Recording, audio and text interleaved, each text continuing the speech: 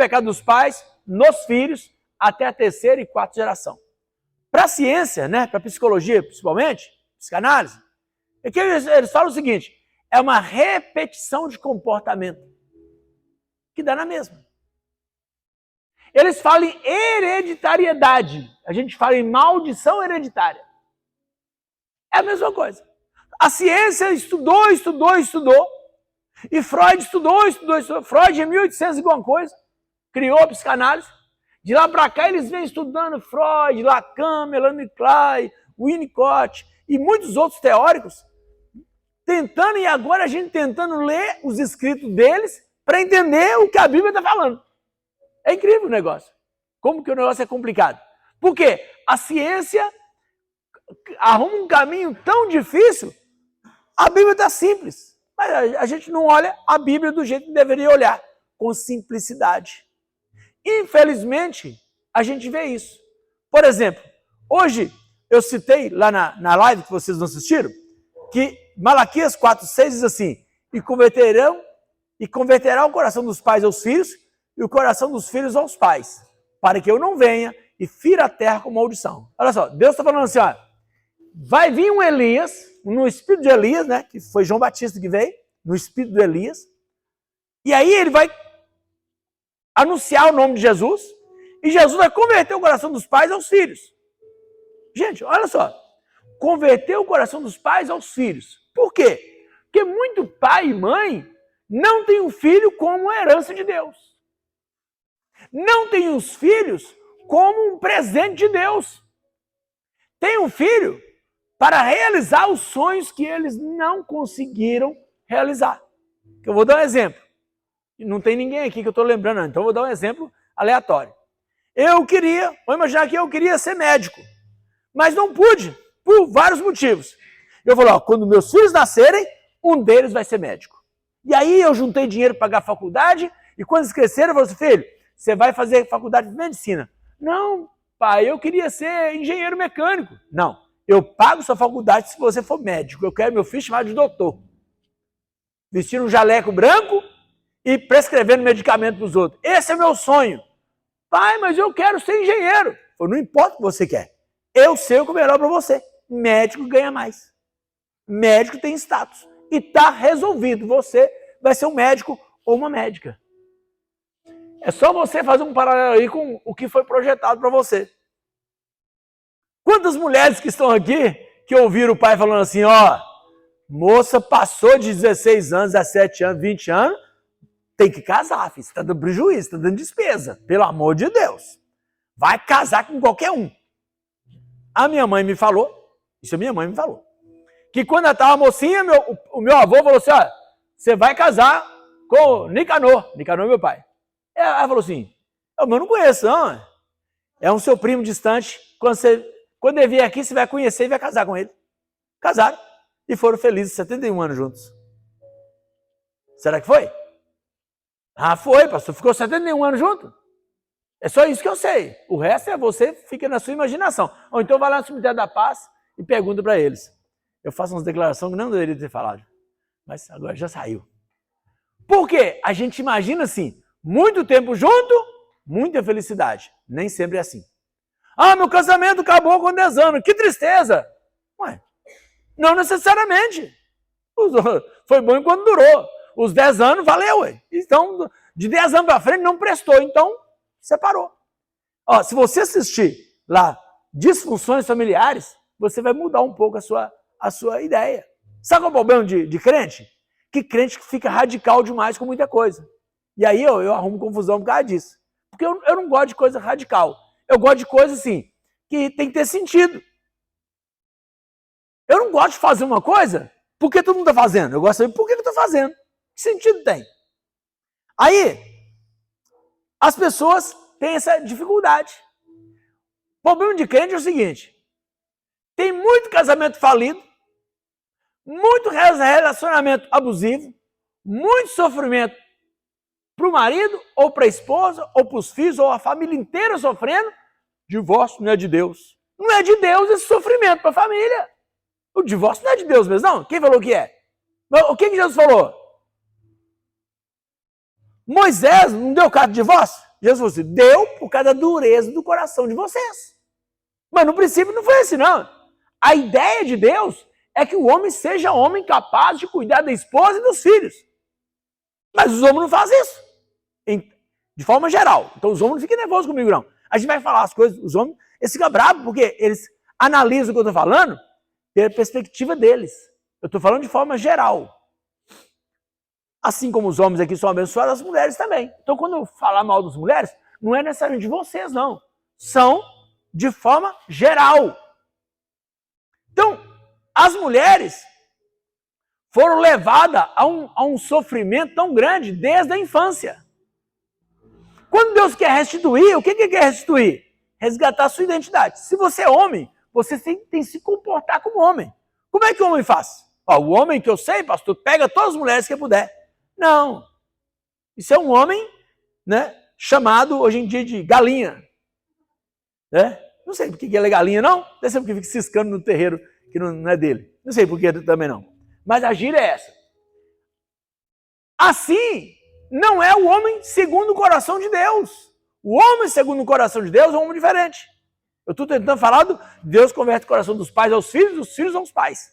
Mas eu tenho que falar do homem primeiro. Depois da mulher também. Tem mulheres que elas deveriam saber quem elas são, mas elas não sabem. As mulheres, no decorrer da história, perderam a identidade. Por quê? É desde a infância, gente. Tudo é construído. A nossa história é construída desde da barriga da nossa mãe. Eu falo isso aqui há muito tempo. E agora, estudando psicologia, psicanálise, eu descobri quem concorda comigo. Freud. O meu amigo Freud, Melanie Klein, Jacques Lacan, meus coleguinhas de escola, eles já morreram, viu, gente? Não estou conversando com o defunto, não. Estou só lendo os livros desses. E aí eu descobri que a minha intuição dava certo. Eu já falei aqui várias vezes, eu sei quando as irmãs aqui da igreja gostam de mim. É quando elas estão grávidas, e aí nasce o neném, se o neném gostar de mim, aquela mãe gosta de mim. Se o neném não gosta de mim, eu sei que a mãe não gosta de mim. Eu chego numa casa, isso há anos que eu falo isso, e agora eu tenho base teórica para corroborar com a minha teoria. Eu chego numa casa, eu sei se a família gosta de mim. Quando eu chego numa casa e as crianças, os adolescentes conversam comigo, a família gosta de mim. Quando os meninos correm tudo, aqui o trem tá feio. Cheguei numa casa um dia, tinha um menino de 4 anos. Eu cheguei, foi quando você tá no sofá, só vi um sapato voando, batendo na minha cabeça. Por que será? Chegou o que faz o meu pai e minha mãe sofrerem. É quando eu chego, não, o pastor não podia falar aquilo, o pastor acha que para mim é fácil, o pastor... E o menino está escutando. Não, que chegou o pastor, esse não erra esse cabeção de jeito nenhum. Muito bem. Não precisa provar o seu amor colocando o nome de uma criança de Domingos, porque isso é covardia. Não faça isso com a criança. Não, alguém vai falar assim, não, vou provar que eu amo o pastor Domingos, eu colocou o nome de Domingos Donizete no meu filho. Pelo amor de Deus. Faz isso não, senão eu te expulso da igreja. Pela primeira vez eu vou expulsar alguém. Então, gente, o comportamento humano, o desenvolvimento humano, traz lá desde a gestação. Eu conheço uma pessoa, por exemplo, que tem hoje mais de 40 anos, 40 e poucos. Até hoje tem um sofrimento. Eu vou falar alguns detalhes que a pessoa não vai assistir mesmo. Tomara que não, né? Se assistir já era. Ela carrega uma dor no coração, porque um dia a mãe dela teve a infeliz ideia de falar assim, filha, quando eu estava grávida de você, eu tentei te abortar. Quando ela era criança. Mais de 40 anos se passaram e essa pessoa carrega esse trauma que a mãe não queria que ela nascesse. Claro que é doloroso, né, gente? Eu gosto de arrastar papo, né? Com meus irmãos, com minhas irmãs e com vocês também. Que minha mãe falou, meu Deus, eu quero ter mais um filho. E aí veio eu. Não vou repetir a história, senão vocês vão me xingar. Né? Mas minha mãe tinha 15 meninos. Falou, Deus, queria ter um para colocar o nome de Domingos. O nome é feio, mas também veio caprichado. E aí, quer dizer, o mais esperado... Porque minha mãe, em 15 anos, em 25 anos de casamento, ela teve 16 gravidez. Ela ficou grávida 16 vezes, eu sou o 16º. Mas entre eu e o meu irmão, o mais próximo de mim, 5 anos e meio de diferença. Quer dizer que em 20 anos, 15 gravidez. Aí ela falou assim, agora não tem filho mais. Aí ela percebeu, meu Deus, não tem nenhum compadroeiro da cidade. Viu, crente? Não fique aí, tá amarrado, tá queimado. Não tem nada de padroeiro, não queima padroeiro não. Deixa o padroeiro lá. O padroeiro nasceu, deixa ele pra lá, não preocupa não. Aí ela desejou ter mais um filho. Então, a narrativa, eu quero falar de narrativa. Quando você conta para o seu filho por que ele nasceu, para que ele nasceu. Eu brinquei com a Ivana ali, né? Falei, como que esse pessoal aprende, gente, essa autoestima elevada aí, ó? Que eu sou bonito, eu sou bom, eu sou querido, eu sou amado. Gente, é isso que nós precisamos de buscar, a restituição. Porque o mundo acabou com muitos de nós. A mesma família que me amou, que eu já falei que eu sempre me senti amado, sem saber, eles me estragaram por uma época. Eu era adolescente, e alguém falava assim, manda dormir na padaria. Alguém falava assim, não manda não que tem medo. Mas eu não tinha medo. Aí passei a ter. Aí você vai falar, mas medo de quê? Não sei. Eu não sabia por que eu tinha medo, eu só sabia que eu tinha medo. Eu nem sabia de quê. Por quê? Porque o adulto falou. Meu pai é tão exagerado que se caísse um copo assim, ó, um copo de vidro assim, ó, no chão e quebrasse, ele fala assim, tá vendo? Nós vamos pedir esmola. Por causa de um copo. Gente, eu ficava imaginando, meu Deus, nós vamos pedir esmola. Por isso que eu como assim, ó. Eu tenho medo de passar fome. Eu nunca passei fome. Mas eu tenho medo de passar fome. Eu nunca tive uma bicicleta. Eu nunca tive brinquedo que presta na minha infância. O pior é o seguinte, que eu poderia ter tido. Sabe por que eu não tinha? Porque eu não pedi. Ah, por que você não pediu? Ué, meu pai falou que tinha de passar fome. Então vamos defender o pão de cada dia, filho. Eu tô pensando na comida primeiro. Primeiro a comida, depois brinquedo. Brinquedo, eu me viro. Brinco com a bola com o coleguinha lá, faz uma bolinha de meia véia. Imagina, meia véia de pobre. Deve ter uns 300 anos, né? Para um pobre arrancar, jogar uma meia fora, olha a dificuldade. Pense nas meias velhas que os homens principalmente. Pense nas meias velhas aí. Eu não vou mandar ninguém tirar o sapato. Pode ficar tranquilo essa meia furada aí que eu não vou deixar ninguém constrangido, não. Aí esperar a meia ficar velha para juntar um monte, fazer uma bolinha para jogar bola. Mas o arroz com feijão estava garantido. Por quê? Porque a criança acredita de forma literal. Outro dia a gente estava conversando lá em casa, e aí Fernanda citou o nome de alguém acho que alguém da igreja, que é antigo, pioneiro, falou assim, mas ele é um dinossauro na igreja. Quer dizer, ele é o pioneiro na igreja. Ele é antigo na igreja. Ele tem uma história na igreja. O Jonas, com 10 anos, falou assim, ô mãe, quem virou dinossauro? Agora imagina a sua criança. Quando você resmunga assim, eu vou matar essa mulher. Nós tivemos relatos aqui, não vou falar o nome, alguns ouviram o pastor falando aqui várias vezes, que ele ia para a escola ouvindo que o pai ia matar a mãe. Como é que o menino aprende, gente? O menino não aprende na escola assim, não, sabendo que a mãe está correndo risco de morte. É isso que tem que pensar. E converterá o coração dos pais aos filhos, o coração dos filhos aos pais, para que não venha o filho à terra com maldição. A terra está perdida por isso. Porque os pais precisam converter o coração aos filhos, os filhos converter o coração aos pais. Porque o máximo que os pais fazem é se projetar nos filhos. É fazer com que os filhos sejam bibelô. Sabe que bibelô? É igual marionete. E aí é um problema grave. Eu vou arrumar briga aqui agora. Quer ver? É aquelas mães que a gente chama de mães simbiotizadoras. Simbiose é uma pessoa ligada na outra, fusionada. Tem mãe que fala assim, o coleguinha do meu menino foi brincar lá em casa com ele. Seu menino tem 7 anos? Não, 17. Oh, não dá, gente. Oh, menino de 4 anos tem coleguinha. Menino de 5 anos tem coleguinha. De 8 anos tem colega. 10 anos para cima tem amigo. e acima de 13, você não fala nada. Né? Tem mãe que chega na escola, meu príncipe, e o menino crescendo bigodinho. Ô mãe, para, mãe. Dá beijinho na mamãe. As mães são piores nisso, né? Porque os homens conseguem ser mais discretos. Gente, você pode beijar. Eu beijo Israel toda hora. Mas agora ele é mais manjo.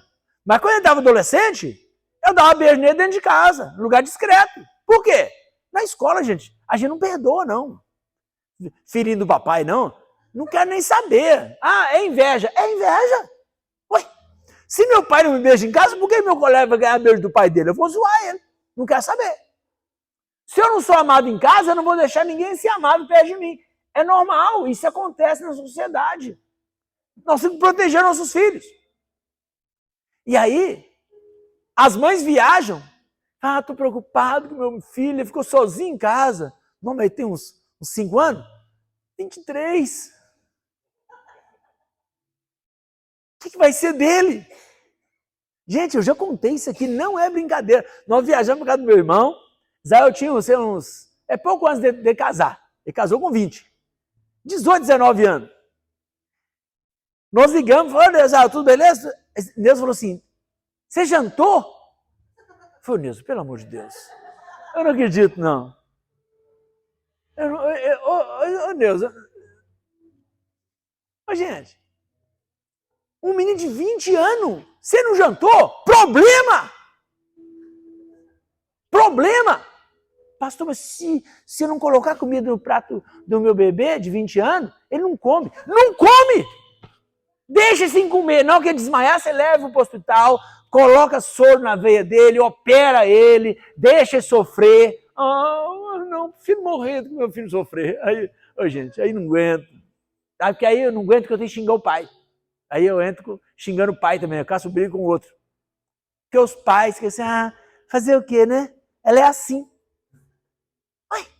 E o pai serve para quê? Para fazer a mulher deixar de ser assim. Mesmo que custe sua vida. Pode custar, aí. Não vai na minha, não. Viu? Chama o sogro e a sogra para ajudar. Gente, nós temos que entender o nosso papel. Para quê? Para quebrar essa maldição de sofrimento. Porque a Bíblia fala, Deus visita o pecado dos pais nos filhos. Outro dia eu estava numa reunião de pessoas adultas. Porque antigamente a gente era criado assim. Porque hoje em dia os jovens são assim. Ué, mas e vocês estão pondo defeito em quem? Vocês pararam de pensar nisso? Vocês são adultos aqui, ó. É bom para vocês também. Vocês põem defeito nos jovens e nos adolescentes de hoje.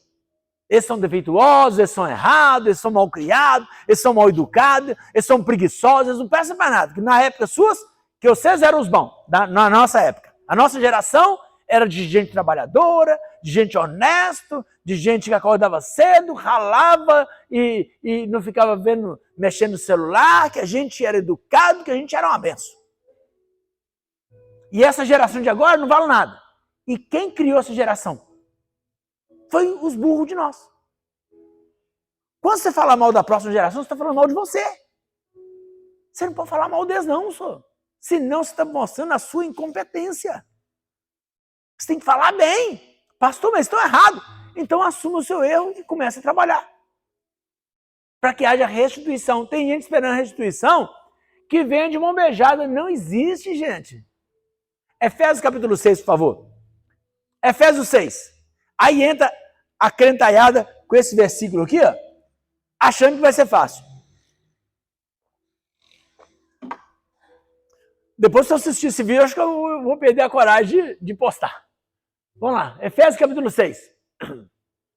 Vós, filhos, sede obedientes aos vossos pais no Senhor, porque isso é justo. Honra teu pai e tua mãe, que é o primeiro mandamento com promessa.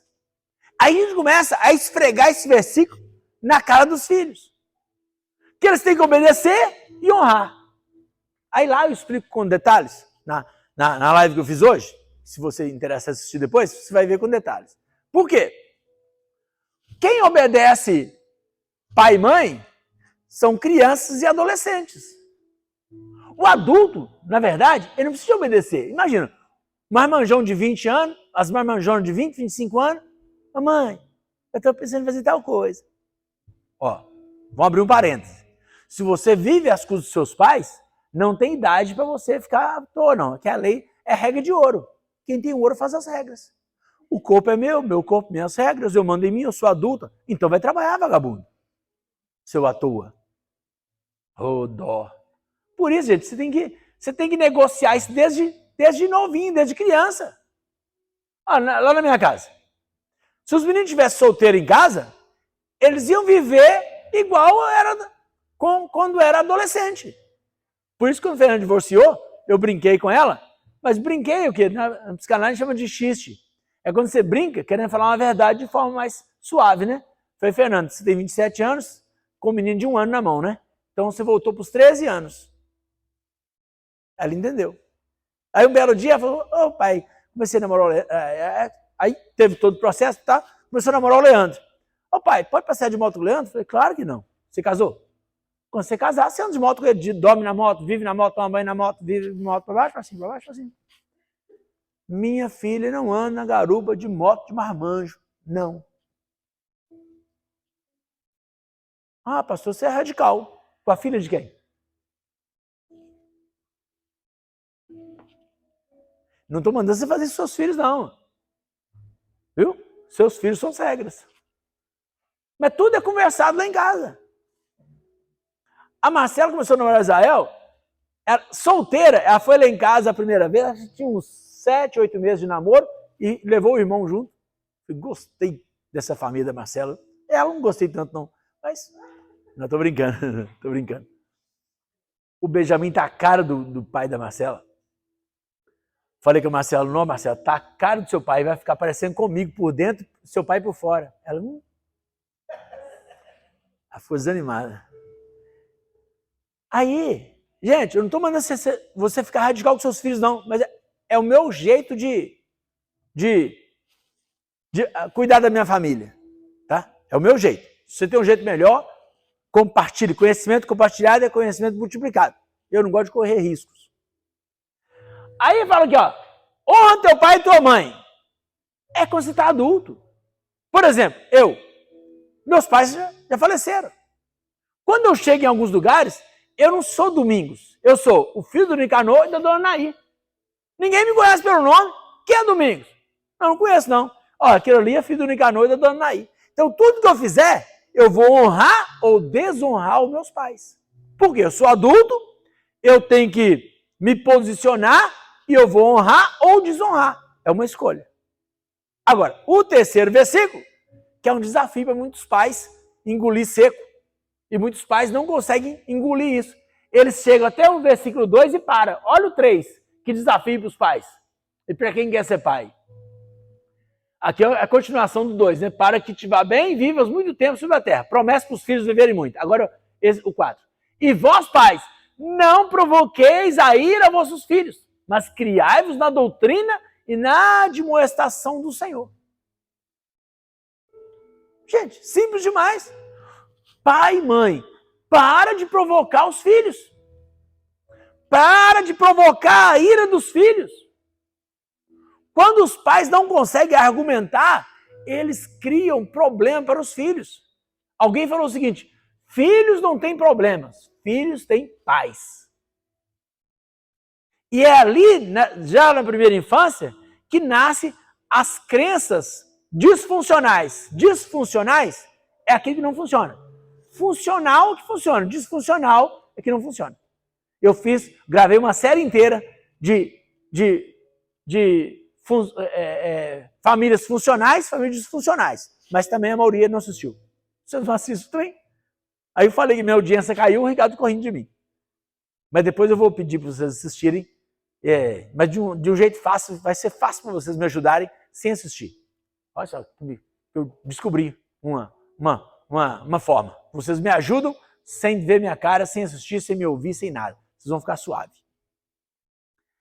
Aí, as crenças disfuncionais, a ciência classificou em 3. Desamor, desvalor e desamparo. Tá tudo aí, ó. Chama crenças nucleares. Desvalor é quando você fala que você não vale a comida que você come. Tem uns que chegam a esse ponto. Tem uns que falam que eles, eu sou um miserável, presto para nada, achando que é espiritual isso. Não! Você foi feito em imagem e semelhança de Deus. Deus te fez perfeito para o seu propósito. Quem colocou na sua cabeça que você é um verme, que você é um lixo, é mentiroso, é o diabo que falou isso. Você não é isso, você tem valor. A gente canta, mas falta acreditar, porque a fé vem pelo ouvir. A crença do desvalor, gente, é uma coisa terrível. Eu não posso dar um exemplo aqui agora, mas depois, porque o tempo não vai dar, meu tempo está acabando. Segundo ponto, desamor. É a pessoa que não se sente amada. Olha, vou te falar. O que a ciência descobriu através de pesquisas? Quando a criança não é amada, quando a criança não ouve uma narrativa dos pais, que ela é linda, que ela é especial, que ela é maravilhosa, que ela vai vencer na vida, que ela traz alegria para os pais, que ela traz alegria para todo mundo, que ela é um show de bola. Quando não tem essa narrativa, e ela se sente maltratada, se sente que as pessoas são indiferentes com ela, elas não crescem pessoas que são cruéis com os outros. Elas são cruéis com elas mesmas. O ódio delas é apontado para elas mesmas. Por isso você vê tanta gente sofrendo. Ela não merece restituição. Por quê? Porque ela nasceu para sofrer. E as mulheres, então, já tem uma frase para isso, né? Mulher nasceu para sofrer. As mulheres já decoraram isso. Vai passando de geração em geração. As mulheres aceitam sofrimento com uma facilidade que dá assim, a gente fica assustado. E quando fala isso, mas a minha vizinha deu uma panelada na cabeça do marido. Quantas vizinhas dão panelada na cabeça do marido? 1 em 1 milhão. Os números estão aí para provar. A cada 6 horas no Brasil, uma mulher é assassinada. Então, gente, o negócio é sério. Porque desde criança, mulher não tem valor. Mulher não tem propósito. Mulher tem um propósito de servir. Aí chega na igreja, o que os homens mais gostam de pregar nas igrejas? Aqui não. Aqui, graças a Deus, nós estamos trabalhando há muitos anos para isso mudar, né? A mulher fica calada, escuta em casa e pergunta o seu marido em casa. O bestado nem vem na igreja perguntar o que para ele? Perguntar que hora que vai morrer? Aí, como é que eu vou postar um trem desse? Agora, essa crença vem lá na infância. Então você tem que pensar o que você fala perto da sua criança. Não é falar só com a criança. Fala perto da criança. Desamor, desvalor e desamparo. O que é desamparo? Ninguém liga para mim. Ninguém gosta de mim. Ninguém me escuta. Gente, não tem pior coisa nessa vida do que você não ter o que chamamos de lugar de fala. O que é lugar de fala? É você poder falar e alguém te escutar. Pensa aí. Qual lugar que você tem lugar de fala? Às vezes você vai falar, a pessoa, na hora que você respira, ela entra no assunto e já te responde, já resolve, já dá solução, dá palpite, mas não te escuta. Quantas mulheres chegam em casa e vai falar com o marido alguma coisa? Meu trabalho, estou estressado, estou cansada. Acabar de falar, fala assim, sai daquele emprego, você ganha com a micharia? Você tem comida em casa? É porco? É cachorro? Tem comida em casa. A mulher não trabalha só para ter comida em casa, não. Ela trabalha para se realizar também, para se sentir importante, se sentir útil, para contribuir, para ajudar. Tem homem que é assim. Tem mulher também. O marido chega cansado, meu chefe. Não precisa nem falar o resto. Seu chefe não vale nada. Já falei que você é um burro.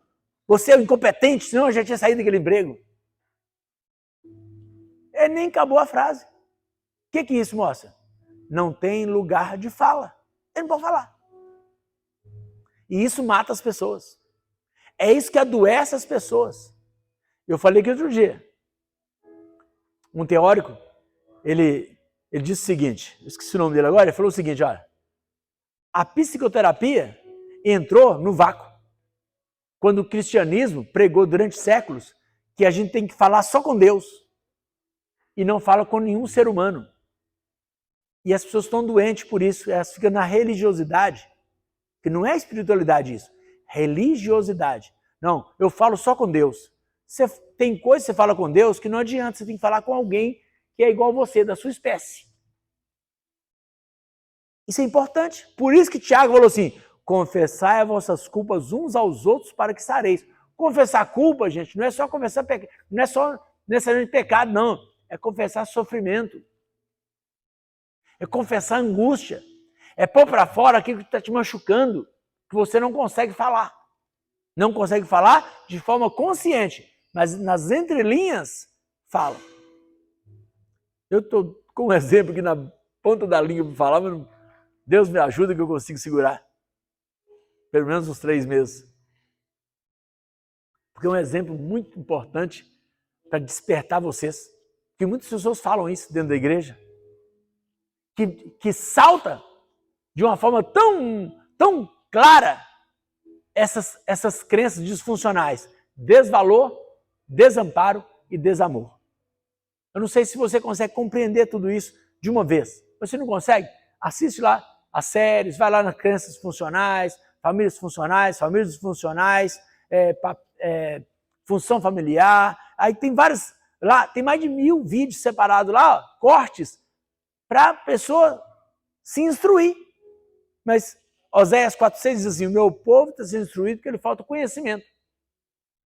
As famílias estão sendo instruídas porque falta conhecimento. Casamentos acabam porque falta conhecimento. Os pais dão a vida pelos filhos e ao mesmo tempo destrói os filhos. Por quê? Falta de conhecimento. Tem gente que eu estou falando o mesmo versículo há anos aqui. Só no canal tem mais de 1 ano. Aquele assim, ó. Inútil é levantar cedo, dormir tarde, comer pão de dores. Porque Deus dá aos seus amados enquanto dorme. Tem muito pai e mãe se matando de trabalhar para dar conforto ao filho, para dar presente aos filhos, para pagar roupa cara para os filhos. E isso é somente uma projeção dela. O presente que ela quer, ela dá ao filho. O filho não pediu. Sabe o que o filho quer? Os filhos querem atenção, carinho, amor, colo, ombro, abraço. É isso que o filho quer. E fica baratinho. Aí o pai e a mãe se matam de trabalhar, e quando o filho está adolescente, que ele explode, que ele regride, né? O adolescente é assim, corpo de adulto, só que volta nas fases iniciais. Não é vergonha para nenhum adolescente, não. É natural da nossa espécie. O adolescente fala assim, você não me ama. E o pai fala, meu Deus, eu vou matar esse menino. Eu dou a vida por eles. E eles falam que eu não amo. O que eu mais faço é amar. E aí gera esse sofrimento todo. Deus quer restituir. Deus quer converter o coração dos pais aos filhos e o coração dos filhos aos pais. Senão, ele vem e fere a terra com maldição. Por que a terra está assim? Por que a sociedade está assim? Porque a maldição está instaurada. Instalou-se uma maldição porque os pais não entendem os filhos e os filhos não entendem os pais. Por quê? Só porque eles não têm tempo um para o outro. O que eu mais bato na tecla aqui dos casais e da família? Tempo um para o outro. Por que eu faço a live todo sábado e vocês não assistem, 9 horas da manhã, que é o programa de sábado? Para chamar a sua atenção, para lembrar que sua família existe no sábado. Não existe somente carro para lavar, moto para lavar, casa para consertar, chão para limpar, faxina para dar, roupa para lavar, louça para lavar, casa para arrumar. Tem coisa mais importante ainda que são os filhos para ter um tempo com eles. Eu falei obrigações aqui que homens e mulheres fazem no final de semana. Eu nem falei no futebol, nem falei em jogar bola, nem falei em aqueles da tiro, pitball. Não é muita gente que vai, não, é um ou outro. Mas são coisas mais recentes, né? Qualquer que seja, pense o que você fez no sábado e no domingo. E o que você poderia ter feito com seus filhos. É isso, gente. Aí daqui passa 10 anos, seu filho fala assim, você não me ama. Vou dar um exemplo meu, triste, testemunho, que eu já falei várias vezes. Eu entendo, gente, eu entendo meu pai. Mas eu estou quase 57 anos. Eu queria ter entendido isso há 50 anos atrás. Para mim, meu pai nem me via. Meu pai trabalhava igual um doido para cuidar desse monte de menino. Ele nunca jogou bola comigo. Eu nunca sentei no colo do meu pai. Ele dava vida para tratar de mim. E eu, sentindo que ele não gostava de mim. Ele nunca falou que não gostava. Mas nunca falou que gostava também. Ele não falou nada. A pessoa fica com vergonha. Ué. Procura um psicólogo. Se tiver coragem de me encarar, você pode me procurar como psicólogo. Foi o pastor vir aqui como psicólogo. Esquece o pastoreio. É comigo mesmo. Eu sou bom para esquecer. Eu consigo separar as coisas. Você topar a parada, filho. Que a salinha ali em cima é uma salinha caprichada. Aqui eu sou pastor, lá eu sou psicólogo. Se você aguentar o tranco, aí nós vamos até onde a gente aguentar. Não garanto aguentar tudo também, não. Porque tem hora que é difícil. Mas está na hora de a gente aprender. Malaquias 4:6, para encerrar. Porque tem rugueiro chegando aí, rodeando o ambiente. Rugueiro terceira idade. Eu achei a Cléria, ó, tá filmado. Achei a Cléria muito velha para ruga e mandei ela para o Novo Horizonte. Aí veio outra Cléria. Falou para a Cléria assistir a live, né? No finalzinho ela não assiste, não. Aqui, ó. É brincadeira, viu, gente? Não tem idade, não. Qualquer idade, se quiser, fica no culto à vontade. Aqui, ó. E ele converterá o coração dos pais aos filhos e o coração dos filhos aos pais, para que eu não venha e fira a terra com maldição. Então nós temos que aprender. E a fé vem pelo ouvir e ouvir a palavra de Deus. Amém? Fique de pé. Pode encerrar aí, por favor.